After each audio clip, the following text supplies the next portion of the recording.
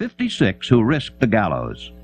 The greatest decision of all time, as far as any American citizen is concerned, was reached in Philadelphia, July 4th, 1776, when 56 men signed their names to a document which they well knew would bring freedom to all Americans or leave every one of the 56 hanging from a gallows.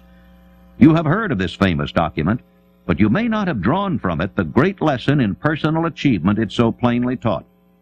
We all remember the date of this momentous decision, but few of us realize what courage that decision required. We remember our history as it was taught.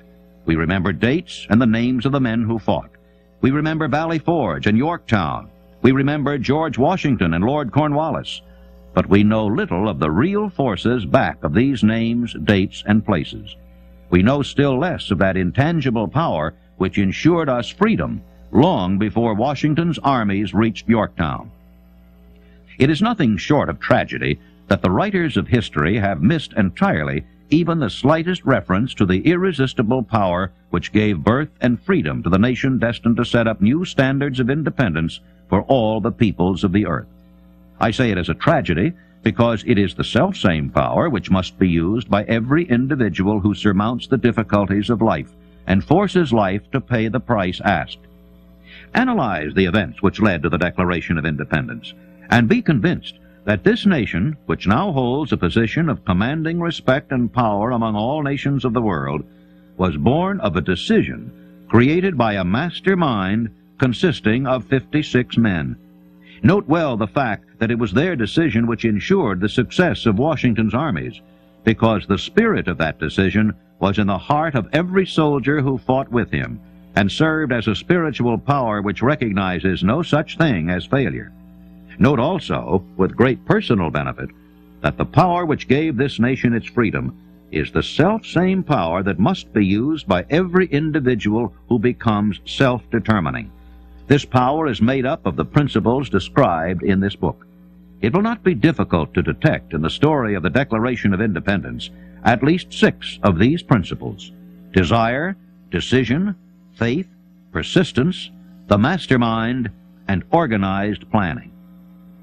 Know what you want, and you'll generally get it. Throughout this philosophy will be found the suggestion that thought, backed by strong desire, has a tendency to transmute itself into its physical equivalent. In your search for the secret of the method, do not look for a miracle, because you will not find it. You will find only the eternal laws of nature. These laws are available to every person who has the faith and the courage to use them. They may be used to bring freedom to a nation, or to accumulate riches. Definiteness of decision always requires courage, sometimes very great courage. The 56 men who signed the Declaration of Independence staked their lives on the decision to affix their signatures to that document.